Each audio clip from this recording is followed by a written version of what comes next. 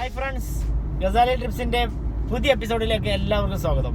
നമ്മളിന്ന് വിജയവാഡയിലാണുള്ളത്. വിജയവാഡയിൽ നിന്ന് വിശാഖപട്ടണത്തിലേക്കുള്ള യാത്ര ആരംഭിച്ചിരിക്കുകയാണ്. നമ്മൾ കഴിഞ്ഞ ദിവസം വിജയവാഡയിൽ റൂം എടുത്ത് രാവിലെ അവിടുന്ന് വെക്കേറ്റ് ചെയ്ത് കുറച്ച് ഫ്രഷായി നമുക്ക് ബ്രേക്ക്ഫാസ്റ്റ് കഴിക്കണം. പിന്നെ ഇത് സിറ്റി അങ്ങനെ ഉണ്ട്, നല്ല വളരെ മനോഹരമായിട്ട് നീറ്റായിട്ട് മെയിൻറ്റെയിൻ ചെയ്തൊരു സിറ്റിയാണ്. ആ, പിന്നെ ട്രാഫിക്കും വലിയ ട്രാഫിക് ആയിട്ടില്ല, രാവിലെ ആയതുകൊണ്ടായിരിക്കാം. അപ്പോൾ നമുക്ക് നേരെ ബ്രേക്ക്ഫാസ്റ്റ് കഴിക്കാം അല്ലേ. ഇതുവരെ നമ്മൾ വന്നപ്പോൾ നമ്മൾ കർണാടക അതുപോലെ തന്നെ തമിഴ്നാട് കുറച്ച് ടച്ച് ചെയ്തു. ആന്ധ്ര തന്നെ നമ്മൾ കഴിഞ്ഞ ദിവസം ഉണ്ടായിരുന്നു, തിരുപ്പതി മുതൽ. പക്ഷെ അവിടെയൊന്നും ആളുകൾ ഒരാളും മാസ്ക് ഒന്നും ധരിച്ചിരുന്നില്ല. പക്ഷെ നമ്മൾ ഈ വിജയവാഡയിൽ എത്തിയപ്പോൾ നമ്മൾ നോട്ടീസ് ചെയ്തത് എല്ലാവരും എന്തുണ്ട്, മാസ്ക് ധരിച്ചിട്ടുണ്ട്. മാത്രമല്ല ടൗണിലാണെങ്കിൽ അവിടെ ഇവിടെയൊക്കെ ആയിട്ട് പോലീസുകാരുണ്ട്. ഇന്നലെ രാത്രി നമ്മൾ കണ്ടു. അത് ട്രാഫിക് പോലീസ് മാത്രമല്ല, സിവിൽ പോലീസ് ഓഫീസേഴ്സും ട്രാഫിക് പോലീസും എല്ലാവരും ടൗണിൽ ഒരു നിശ്ചിത ഡിസ്റ്റൻസിലുണ്ട്. 4ാമത്തെ ദിവസമാണ് നമ്മൾ ട്രിപ്പ് തുടങ്ങിയിട്ടുള്ള 4ാമത്തെ ദിവസമാണെന്ന്. ഇനിയും ഒരുപാട് ദിവസങ്ങൾ വരാനുണ്ട്. ഇന്നലെ നമ്മൾ 400 കിലോമീറ്ററാണ് ഡ്രൈവ് ചെയ്തത്. തിരുപ്പതി മുതൽ പിന്നെ കുറച്ച് ലോങ് ഡ്രൈവ് ആയിരുന്നു. തിരുപ്പതി മുതൽ വിജയവാഡ വരെ 400 കിലോമീറ്റർ നമ്മൾ ഡ്രൈവ് ചെയ്തു. അപ്പോൾ നമുക്ക് ഇന്നത്തെ വീഡിയോയിലേക്ക് കിടക്കാം. അപ്പോൾ വിജയവാഡ ടൗണിൽ കുറച്ചുകൂടെ മുന്നോട്ട് വന്നപ്പോൾ നമ്മൾ ബ്രേക്ക്ഫാസ്റ്റ് കഴിച്ചില്ല. അപ്പോൾ ബ്രേക്ക്ഫാസ്റ്റ് കഴിക്കാൻ വേണ്ടിയിട്ട് അവിടെ ഒരു കട തുറന്നിട്ടുണ്ട്. അപ്പോൾ നമുക്ക് അങ്ങോട്ട് പോയേക്കാം. നമ്മൾ വണ്ടി അവിടെ റോഡിൽ തന്നെ പാർക്ക് ചെയ്തിട്ട് പോവാണ്. അപ്പോൾ ഇവിടെയാണ് നമ്മൾ ആ ഭക്ഷണം കണ്ട സ്ഥലം.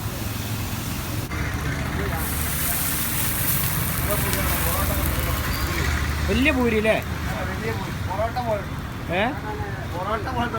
വലിയ പൂരി. വേറെന്നാ ഉണ്ട്? വേറെന്താ?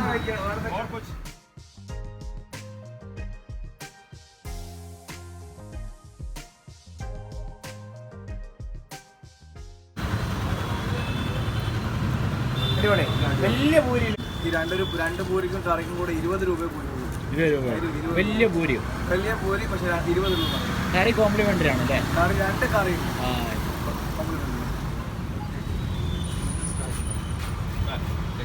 ആന്ധ്രയിലെ താജ് ഹോട്ടലിൽ നിന്നാണ് ഇന്നത്തെ ബ്രേക്ക്ഫാസ്റ്റ്. അപ്പോൾ നമ്മൾ ഇവിടെ വേറൊരു പ്രത്യേകത ഇവിടെയാണ് നമ്മൾ ബ്രേക്ക്ഫാസ്റ്റ് കഴിച്ചത്. ഇവിടെ എന്തില്ല, ചായ ഇല്ല. ചായ സെപ്പറേറ്റ് വേറെ പോകണം. ചായയുടെ അടുത്ത് ബ്രേക്ക്ഫാസ്റ്റും ഇല്ല.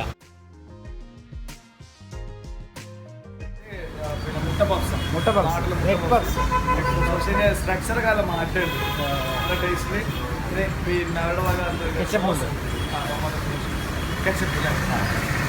ചായ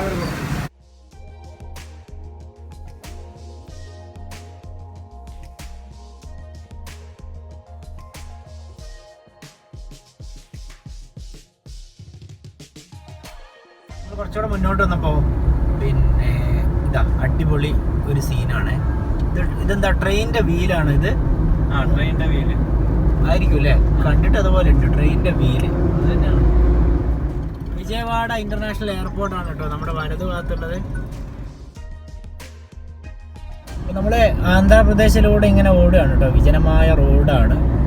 പിന്നെ രണ്ട് ഭാഗത്തും വിജനമായ പാടങ്ങളാണ്. ചെറിയ വണ്ടികളൊക്കെ ഉണ്ട്, എന്നാലും പൊതുവെ വിജനമല്ല. കുറച്ച് വണ്ടികളൊക്കെ ഉള്ള പാതയിലൂടെ നമ്മൾ പോവുകയാണ്. ഇവിടുത്തെ ഒരു ടെമ്പറേച്ചർ എന്ന് പറയുന്നത് ഏതാണ്ട് 30-31 ഡിഗ്രി സെൽഷ്യസ് ഒക്കെയാണ് ഇപ്പോൾ നിലവിലുള്ളൊരു ടെമ്പറേച്ചർ. നോർമൽ ടെമ്പറേച്ചറാണ്. ഒരു എക്സ്ട്രീം തണുപ്പും അല്ല, ഒരു എക്സ്ട്രീം ചൂടും അല്ല, അങ്ങനെയുള്ളൊരു ക്ലൈമറ്റാണ്. നമ്മൾ ഇന്നലെ വന്നപ്പോൾ പിന്നെ നമ്മുടെ കൃഷ്ണാനദിയുടെ ഒക്കെ അടുത്തെത്തിയപ്പോൾ, കൃഷ്ണാനദി നമുക്ക് ആന്ധ്രയിൽ എത്തുമ്പോൾ പറയാതിരിക്കാൻ പറ്റില്ല, പ്രത്യേകിച്ച് വിജയവാഡയിൽ കൃഷ്ണവേണി എന്നും പറയും. കൃഷ്ണവേണി പ്രസിദ്ധമായ നദിയാണ്. അതൊക്കെ ക്രോസ് ചെയ്തിട്ടാണ് നമ്മൾ വന്നത്. അവിടെയൊക്കെ എത്തിയപ്പോൾ നല്ലൊരു മഴ കിട്ടി.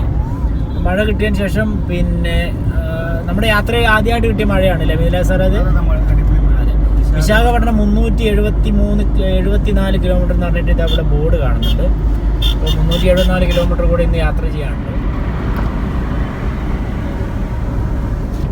നമ്മുടെ വീഡിയോസൊക്കെ യൂട്യൂബിൽ നല്ല റെസ്പോൺസാണ് കേട്ടോ, നല്ല കമൻസ് ഉണ്ട് അല്ലേ? സത്യം പറഞ്ഞാൽ നമ്മൾ കൂടുതൽ റെസ്പോൺസിബിൾ ആകുകയാണ്. ഓരോ ദിവസത്തെ വീഡിയോ കുറച്ചും കൂടെ മെച്ചപ്പെടുത്തണം എന്നുള്ളത്. കാരണം അത്രയും ഇൻറ്റൻഷനോട് കൂടി സത്യം പറഞ്ഞാൽ നമ്മൾ ഈ വീഡിയോ ഒന്നും കാര്യമായിട്ട് ബൂസ്റ്റ് ചെയ്യണമെന്ന് വിചാരിച്ചിട്ടൊന്നുമല്ല നമ്മൾ വന്നത്. നമ്മൾ സ്വാഭാവികമായിട്ട് യാത്ര പോകുമ്പോൾ വ്ലോഗിങ് ചെയ്യാറുണ്ട്, അക്കൗണ്ടിൽ അങ്ങനെ ചെയ്തു പോയതാണ്. പക്ഷേ ആളുകളുടെ ഒരു എക്സ്പെക്റ്റേഷൻ വലിയ ഹൈ ആണ്. ഇന്നത്തെ ഫസ്റ്റ് ടോൾ ഗേറ്റ് ആണ് കേട്ടോ. ഒരു ഭയങ്കര നാരോ ടോൾ ഗേറ്റ് ആണ് കേട്ടോ അല്ലേ? 1, 2, 3 ലൈൻ മാത്രമേ ഉള്ളൂ. നമ്മുടെ ഫാസ്റ്റാഗിലേ നമുക്ക് എപ്പോഴും പണി കിട്ടാറുണ്ട്. നമ്മുടെ ലൈൻ എപ്പോഴും എന്താവും, സ്ലോ ആയിപ്പോൾ. ഏറ്റവും കുറഞ്ഞ വണ്ടികളുള്ള ലൈനിൽ കൊണ്ടുപോയി നമ്മൾ വെക്കും. പക്ഷെ അവിടെ മുമ്പിലുള്ള വണ്ടിക്കാരെന്തെങ്കിലും ടോൾ ബൂത്തിൽ എന്തെങ്കിലും തർക്കിച്ച് അവിടെ നിൽക്കും. അപ്പോൾ അപ്പുറത്തേക്ക് ലൈൻ എന്താക്കും, സ്പീഡിൽ പോകും. നമ്മുടെ ലൈൻ അങ്ങനെ നിൽക്കും. നമുക്ക് 4ാമത്തെ വട്ടമാണ് ഇങ്ങനെ പണി കിട്ടുന്നത്.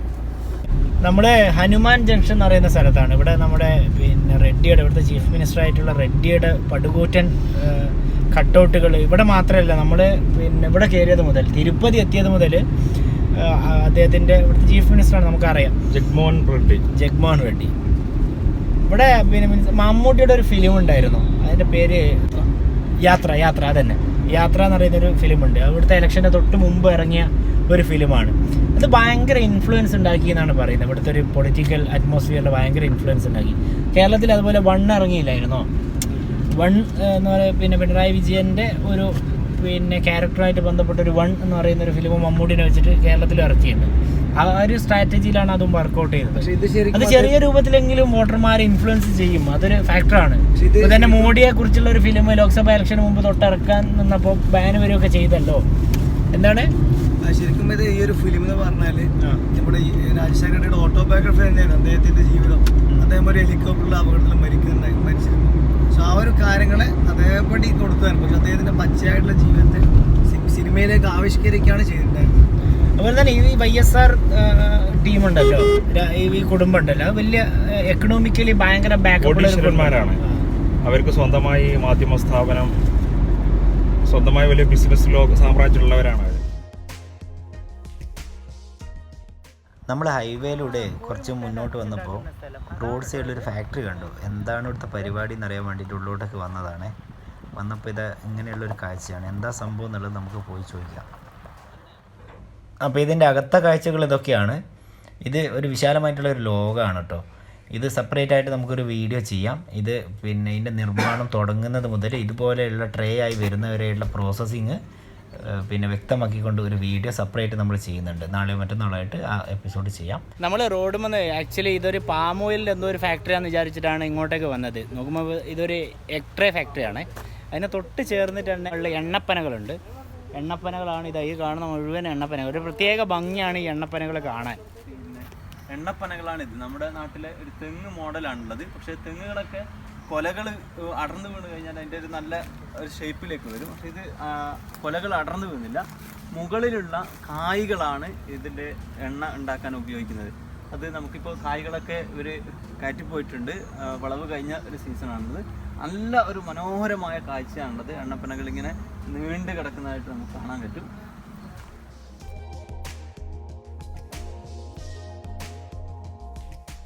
നമ്മുടെ ഹൈവേ വഴി കുറച്ചുകൂടെ നമ്മുടെ എക്ട്രേ ഫാക്ടറി കഴിഞ്ഞ് കുറച്ചും കൂടെ മുന്നോട്ട് വന്നപ്പോൾ ഞാൻ നേരത്തെ പറഞ്ഞില്ലേ, ഇവിടെ ഒരു വലിയൊരു പിന്നെ പേപ്പർ ഫാക്ടറി ഉണ്ട്. നമ്മളവിടെ എത്തി. അവിടുത്തെ മാനേജറുമായിട്ട് സംസാരിച്ച് പുള്ളി നല്ല സപ്പോർട്ടീവാണ്. കാര്യങ്ങളൊക്കെ കാണിച്ചു തരാമെന്ന് പറഞ്ഞു. പക്ഷേ ഇതിൻ്റെ ഒരു പ്രോസസ്സിങ്ങൊക്കെ കാണണമെങ്കിൽ 4 മണി വരെ വെയിറ്റ് ചെയ്യണമെന്നാണ് പറഞ്ഞത്. എന്നാലും നമുക്ക് അവിടെയുള്ള സംഭവങ്ങളൊക്കെ നമുക്ക് പോയി. സിന്ദൂര പേപ്പർ മിൽക്ക് എന്നാണ് ഈ ഫാക്ടറിയുടെ പേര്. ഇതിൽ പേപ്പർ ഉണ്ടാക്കുന്നുണ്ട്. പക്ഷേ ഈ പേപ്പർ സാധാരണ നമ്മൾ എഴുതാൻ ഉപയോഗിക്കുന്ന പേപ്പറോ അല്ലെങ്കിൽ മറ്റാവശ്യത്തിനൊന്നുമല്ല. അതായത് ഈ ബേക്കറിയൊക്കെ പാക്ക് ചെയ്യാൻ ഉപയോഗിക്കുന്ന കവറുണ്ടല്ലോ, അതുപോലെ ബോക്സ്, ഈ ബേക്കറി കേക്ക് ഒക്കെ പാക്ക് ചെയ്യാൻ ഉപയോഗിക്കുന്ന ബോക്സ് ഉണ്ടല്ലോ, മൊബൈൽ ബോക്സ്, അതെ, ആ ബോക്സിന് ഉപയോഗിക്കുന്ന പേപ്പറുകളാണ് ഇവിടെ നിർമ്മിക്കുന്നത്. നമുക്ക് കാണാം അതിനകത്ത് എങ്ങനെയാണത് ചെയ്യുന്നത്, മറ്റു കാര്യങ്ങളൊക്കെ. ഇവിടെ വൈറ്റ് പേപ്പർ ഉണ്ട്. വൈറ്റ് പേപ്പറിൽ കാണുന്ന ബോക്സുകളുണ്ടല്ലോ, അതിൻ്റെ വൈറ്റ് പേപ്പറാണ് ഇവിടെ ഉണ്ടാക്കുന്നത്. ഡ്യൂപ്ലെക്സ് ബോർഡ് എന്നാണ് അതിന് പറയുന്നത്. അതുപോലെ ഇവിടെ ബ്രൗൺ കളറിലുള്ള പേപ്പറാണ് ഉണ്ടാക്കുന്നത്. ഇതിന് ഇംഗ്ലീഷിൽ നമ്മൾ ഹസ്ക് എന്ന് പറയാം, ഉമി എന്ന് പറയും. ഈ ഉമി നമ്മൾ ആ ട്രാക്ടർ ഉപയോഗിച്ചുകൊണ്ട് അവിടെ കാണുന്ന ഒരു മെഷീനിലേക്ക് നമ്മൾ ഇടും. ആ മെഷീൻ അത് അവിടെ പോയിട്ട് ബോയിൽ ചെയ്ത്, അത് അവിടെ ഒരു വലിയ മെഷീനുണ്ട്. ആ ബോയിൽ ചെയ്ത് ഒരു പ്രഷറായിട്ട് ഈ ഒരു പൈപ്പിലൂടെ ഇങ്ങനെ വന്ന് ഈ ഒരു പ്രഷർ നീരാവിയായി വന്നുകൊണ്ടാണ് ഈ ഒരു ഫാക്ടറി വർക്ക് ചെയ്യുന്നത്. നമ്മൾ ഈ കാർട്ടൂൺ ബോക്സ് ഒക്കെ ഉണ്ടാക്കുന്ന ഈ ഒരു സെക്ഷനിലേക്ക് അതിൻ്റെ അകത്തേക്ക് ഇങ്ങനെ കയറി വന്നതാണ്. ഓക്കെ, അപ്പോൾ ഇതിൻ്റെ ഉള്ളിൽ ഇവരുടെ വണ്ടിയൊക്കെ പാർക്ക് ചെയ്ത് വെച്ചിട്ടുണ്ട്. വലിയ മെഷീൻസാണ് മുമ്പിൽ കാണുന്നത്. ഇതിൻ്റെ ഉള്ളിൽ ഇതിൻ്റെ ലേബേഴ്സൊക്കെ കുറച്ച് പേരൊക്കെ കാണുന്നുണ്ട്. അപ്പോൾ അവർ പിന്നെ അദ്ദേഹത്തോട് കാര്യങ്ങളൊക്കെ, ഇവിടുത്തെ മാനേജറോട് കാര്യങ്ങളൊക്കെ ചോദിച്ചിട്ട് പഠിക്കുന്നതാണ്. എന്തൊക്കെയാണെന്നുള്ളത് ഇപ്പോൾ നമുക്ക് പറഞ്ഞുതരും. ഇവിടെയുള്ള ചെറിയ മെഷീൻസൊക്കെ കണ്ടില്ലേ, ഇവിടെ ഇങ്ങനെ ചെറിയ മെഷീൻസ് ഇവിടെയുണ്ട്. അവിടെ ഒരു വലിയൊരു മെഷീനുണ്ട്. ഇത് കണ്ടോ, ഈ സാധനം ഇതാണ് ഇത് പേപ്പറാണ് കേട്ടോ. ഇത് കണ്ടില്ല, ഇത് ഒറ്റ കാഴ്ചയിൽ ഞാൻ വിചാരിച്ചത് നമ്മുടെ റോഡ് റോളറിൻ്റെ ടയറായിട്ടാണ് എനിക്ക് തോന്നിയത്. സംഗതി അതല്ല, ഇത് പേപ്പർ ചുരുട്ടി വെച്ചേക്കുവാണ്. കണ്ടോ, ഇതിൻ്റെ മെഷീൻ്റെ ഒരു അപാരത മനസ്സിലാകണമെങ്കിൽ ഇതാ ഈ ഒരു ആംഗിൾ നിന്ന് നോക്കണം. ഈ ഒരു ആംഗിൾ നോക്കിയാലാണ് ഈ ഒരു മെഷീൻ്റെ ഒരു അപാരത നമുക്ക് മനസ്സിലാകുക. കണ്ടോ, വാവ്.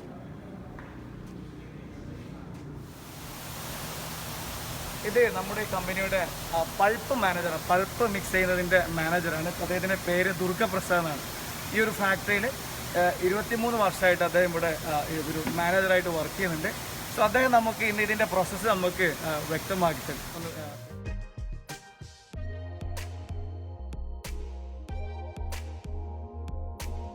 ഇവിടെ നിന്നാണ് തുടങ്ങുന്നത്, ഇതിൻ്റെ പ്രോസസ്സ് തുടങ്ങുന്നത് ഇവിടെ നിന്നാണ്. ആകെ കാണുന്ന 3 മെറ്റീരിയൽ കണ്ടല്ലോ. ഒന്ന് ഇതാണ്, രണ്ട് അതാണ്, മൂന്നാമത്തെ അതാണ്. അപ്പോൾ ഈ കാണുന്ന വേസ്റ്റ് ഇതിനകത്തേക്ക് വരും. അതുപോലെ തന്നെ ആ കാണുന്ന വേസ്റ്റ് ഇതിനകത്തേക്കും വരും. അതുപോലെ ആ കാണുന്ന വേസ്റ്റ് അതിനകത്തേക്കും വരും. എന്നിട്ട് ഇവ 3ഉം താഴെ ഈ കാണുന്ന അതിനകത്ത് അല്ലെങ്കിൽ ഇതിനകത്ത്, അതുപോലെ തന്നെ അതിനകത്തും അത് വെള്ളവുമായി മിക്സ് ചെയ്ത് അത് പൾപ്പാക്കി മാറ്റും. എന്നിട്ട് അതിനുശേഷം അതിൻ്റെ വേസ്റ്റ്, അതായത് പ്ലാസ്റ്റിക് ഒക്കെ താഴെ കാണുന്നുണ്ട്, പ്ലാസ്റ്റിക് അതുപോലെ തന്നെ മറ്റു വേസ്റ്റുകളൊക്കെ ഇവിടെ പുറന്തള്ളും. എന്നിട്ട് അതിൻ്റെ ഏറ്റവും നല്ല മെറ്റീരിയൽ അതിനകത്തേക്ക് പോവുകയും ചെയ്യും. ഇനി അതിനകത്തുള്ള പ്രവർത്തനം എങ്ങനെയാണെന്ന് നമുക്ക് നോക്കാം. അപ്പോൾ അവിടെ നിന്ന് പറഞ്ഞല്ലോ, ഈ വേസ്റ്റും വെള്ളവും ഒക്കെ ചേർന്ന് മിക്സഡായിട്ട് വരുന്ന പൾപ്പ്, ആ പൾപ്പ് ഇങ്ങോട്ടാണ് വരുന്നത്. ഇവിടെ വരുന്നു, ഈ ടാങ്കിലോട്ട് വരുന്നു, ഈ ടാങ്കിൽ നിന്ന് മറ്റൊരു ടാങ്കിലോട്ട് പോകുന്നു, പിന്നീട് മറ്റൊരു ടാങ്കിലോട്ട് പോകുന്നു. എന്നിട്ട് അവിടെ നിന്ന് ഏറ്റവും പ്യുവറായിട്ടുള്ള ഏറ്റവും നല്ല പൾപ്പ് അതിനകത്തേക്ക് പോകുന്നു. ഇനി അതിൻ്റെ അകത്തുള്ള പ്രോസസ്സ് എന്താണെന്ന് നമുക്ക് നോക്കാം. അവിടെ നിന്ന് വരുന്ന ആ പ്യുവറായിട്ടുള്ള ഏറ്റവും ശുദ്ധമായ ആ പൾപ്പ് ഇതിനകത്തേക്ക് വരുന്നു, ഇതിനകത്ത് നിന്നും മറ്റൊരു സ്ഥലത്തേക്ക് പോകുന്നു. അപ്പോൾ നേരത്തെ പറഞ്ഞ പൾപ്പ് ഇങ്ങോട്ട് വരുന്നു, ഇവിടെ നിന്ന് പ്യൂരിഫയർ ചെയ്തിട്ട് അതിലേക്ക് പോകുന്നു, അവിടെ നിന്ന് കുറച്ചും കൂടി പ്യൂരിഫയർ ചെയ്യുന്നു. എന്നിട്ട് അതിൻ്റെ വേസ്റ്റാണ് ഈ കാണുന്നത്, അവസാനം വരുന്ന വേസ്റ്റാണ്. അതായത് അവർ പറയുന്നത് ഈ ചെറിയ കല്ല് അതുപോലെ ഈ മണലൊക്കെ അതിനകത്ത് ഉണ്ടെങ്കിൽ ഈ മെഷീൻ കേടുവരും. അതുകൊണ്ട് തന്നെ അതൊക്കെ ഒഴിവാക്കിയിട്ട് വളരെ സ്മൂത്തായിട്ടുള്ള പൾപ്പാണ് അവർ ഈ സാധനം ഉണ്ടാക്കാൻ ഉപയോഗിക്കും. അവിടെ നിന്ന് വരുന്ന പൾപ്പ് ഈ മെഷീനിലൂടെയാണ് പ്രോസസ്സ് ചെയ്യപ്പെടുന്നത്. ഇതിലൂടെ പോകുന്നു, എന്നിട്ട് അവസാനം എന്താണ് സംഭവിക്കുന്നതെന്ന് നമുക്ക് നോക്കാം. ഇവിടെ വെച്ചാണ് ഇത് ഏറ്റവും ഒടുവിൽ പേപ്പറായിട്ട് വരുന്നത്.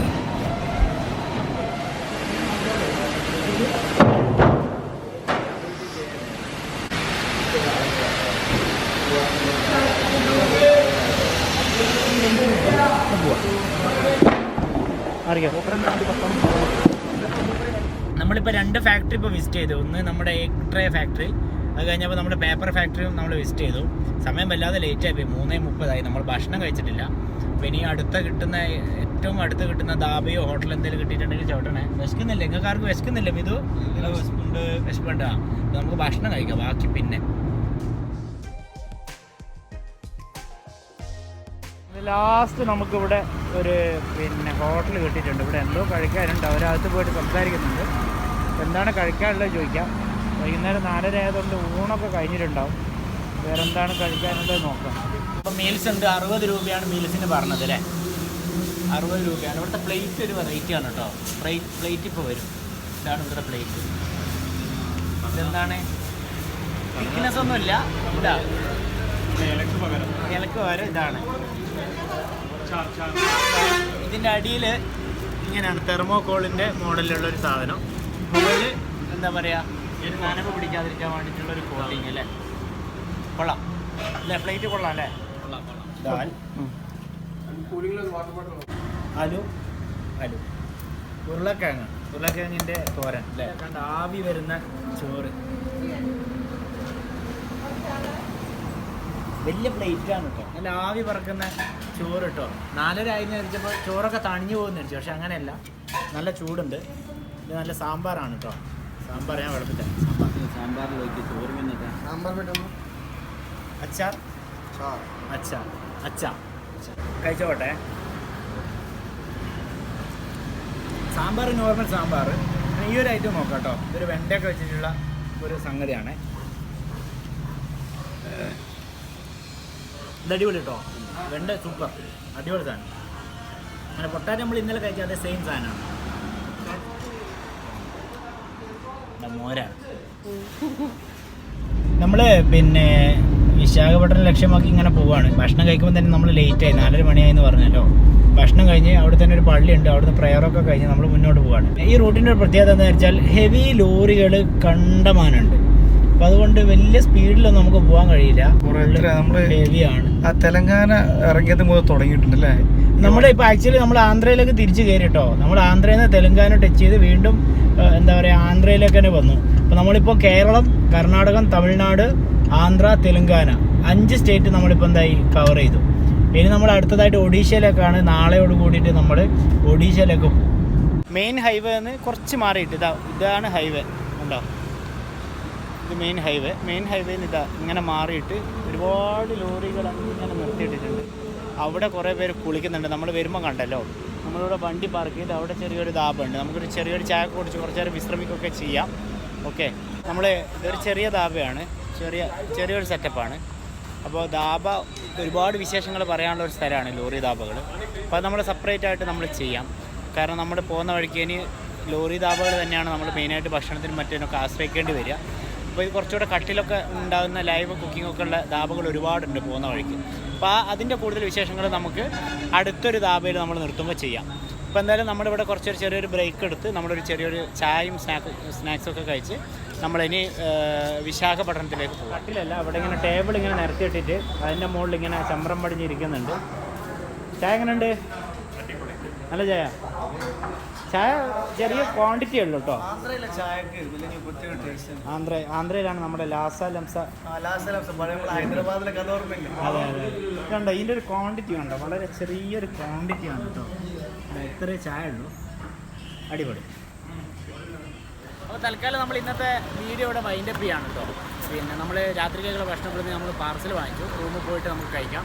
നമ്മൾ വിശാഖപട്ടണത്തിലാണ് റൂം നമ്മൾ നോക്കുന്നത്. പരമാവധി അവിടെ എത്താൻ തന്നെ ശ്രമിക്കും. അതിൻ്റെ ഇടയിൽ നമുക്ക് നല്ല റൂം സെറ്റ് ആവുകയാണെങ്കിൽ നമ്മൾ അവിടെ നിൽക്കും. അപ്പോൾ നാളെയും കൃത്യം 5 മണിക്ക് നമ്മുടെ വീഡിയോ ഉണ്ടാവും. അപ്പോൾ നമ്മുടെ ഇൻസ്റ്റൻ്റ് ആയിട്ടുള്ള നമ്മുടെ ഫോട്ടോസ്, നമ്മുടെ വീഡിയോസും നമ്മുടെ അപ്ഡേഷനൊക്കെ നമ്മുടെ രണ്ടുപേരുടെയും, മിഥിലാജ് സാറിൻ്റെയും എൻ്റെയും ഇൻസ്റ്റഗ്രാമിലും അതോടൊപ്പം ഷഫീഖ് സാറിൻ്റെ ഫേസ്ബുക്ക് അക്കൗണ്ടിലും ഉണ്ടാവും. നിങ്ങളത് ഫോളോ ചെയ്യുക.